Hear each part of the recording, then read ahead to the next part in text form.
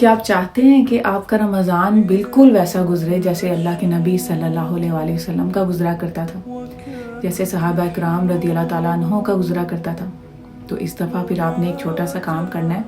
آپ نے صرف یہ سوچنا ہے کہ ہو سکتا ہے یہ رمضان میری زندگی کا آخری رمضان ہو، تو میں اس بونس ٹائم سے جتنا فائدہ، جتنی نیکیاں، جتنے اجر، جتنے درجات اکٹھے کر سکتی ہوں اپنے لیے میں وہ کروں. یہ پورے سال کا بیسٹ بونس ٹائم ہے.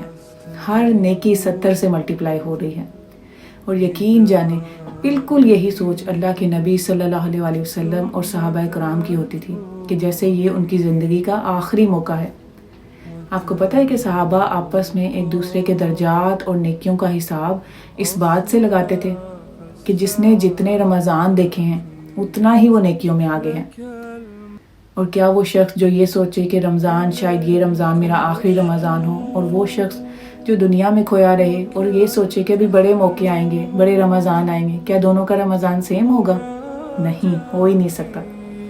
حضرت طلحہ بن عبید رضی اللہ تعالیٰ عنہ فرماتے ہیں کہ 2 آدمی نبی پاک صلی اللہ علیہ وسلم کے پاس آئے، دونوں نے ایک ساتھ اسلام قبول کیا. ان میں سے ایک بہت زیادہ عبادت گزار تھا، نماز، روزہ، جہاد میں آگے تھا. دوسرا بھی نیک تھا لیکن اس پہلے والے سے تھوڑا کم. کچھ عرصے کے بعد وہ جو زیادہ عبادت گزار تھا وہ جہاد میں شامل ہوا اور شہید ہو گیا. آپ کو پتہ ہے شہادت کا کیا رتبہ ہے اسلام میں؟ اور دوسرا آدمی جو کہ 1 سال کے بعد فوت ہوا، وہ ایک نارمل ڈیتھ، طبعی موت جو اس کو ملی. حضرت طلحہ بن عبید کہتے ہیں کہ میں نے خواب میں دیکھا کہ میں جنت کے دروازے پہ کھڑا ہوں اور وہ دونوں آدمی وہاں کھڑے ہیں. تو دروازہ کھلا، ایک فرشتہ باہر آیا اور اس شخص کو اندر لے گیا وہ جو بعد میں فوت ہوا تھا، جس کی نارمل ڈیتھ ہوئی تھی.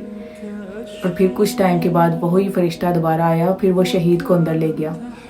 صبح میں نے اپنا یہ خواب جب لوگوں کو سنایا تو سب بڑا حیران ہوئے کہ شہید بعد میں گیا اور وہ دوسرا شخص پہلے. تو جب رسول اللہ صلی اللہ علیہ وآلہ وسلم کو بتایا گیا تو آپ صلی اللہ علیہ وسلم نے کہا کہ تم لوگ اس بات پہ اتنا کیوں حیران ہو رہے ہو؟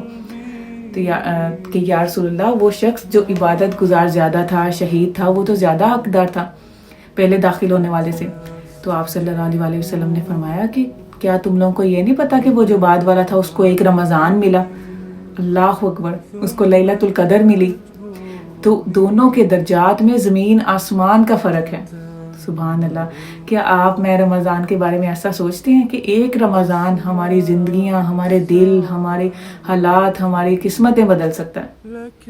تو یہ پورے سال کا بیسٹ ٹائم ہے. اس سے جتنا فائدہ اٹھا سکتے ہیں اتنا فائدہ اٹھائیں.